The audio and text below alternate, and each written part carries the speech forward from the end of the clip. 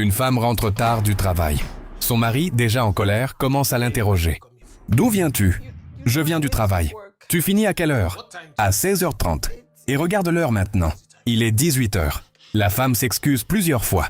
Elle explique qu'il y avait énormément d'embouteillages et qu'elle a même essayé de prendre une moto. Mais les routes étaient complètement bloquées. Son mari refuse d'écouter. Il lui reproche de rentrer tard et de ne pas avoir préparé son repas. « Tu sais que je n'aime pas manger tard. » Malgré ses excuses, l'homme continue de l'humilier.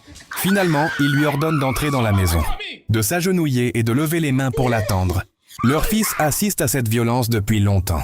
Plus tard, le garçon parle à sa mère. « Maman, pourquoi restes-tu encore dans ce mariage? Papa te frappe tout le temps et je n'aime pas ça. » La mère essaie de défendre son mari. « Ton père est un bon homme. Il traverse juste une période difficile. » Le garçon refuse d'accepter cette excuse. « Maman ne le protège pas. Ce qu'il fait est mauvais. » Mais la femme continue de justifier les violences. « Quand ton père me corrige, c'est par amour. » Le fils est choqué d'entendre sa mère parler ainsi. Un autre jour, l'homme découvre que sa femme a touché son téléphone pour appeler son travail parce qu'elle était malade et n'avait plus de crédit. Sur son propre téléphone, il devient immédiatement agressif. « Comment oses-tu toucher à mon téléphone ?» Malgré les explications de sa femme, il l'accuse de vouloir appeler un autre homme et menace encore de la frapper.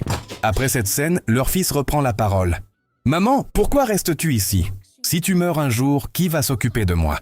La mère répond. « Si je pars, qui prendra soin de toi ?»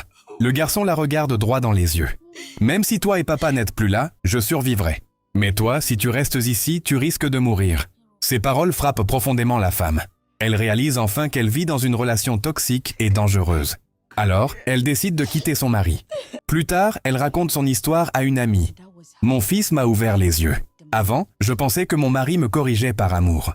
Mais après avoir quitté ce mariage, j'ai compris que ce n'était pas de l'amour. C'était de la violence. » Elle explique qu'elle passait son temps à mentir pour cacher ses blessures. « Un jour, je disais que j'étais tombée dans les escaliers. Un autre jour que de l'huile m'avait brûlé. J'étais fatiguée de mentir. » Son ami lui répond. « Beaucoup de femmes restent dans des mariages toxiques pour les enfants.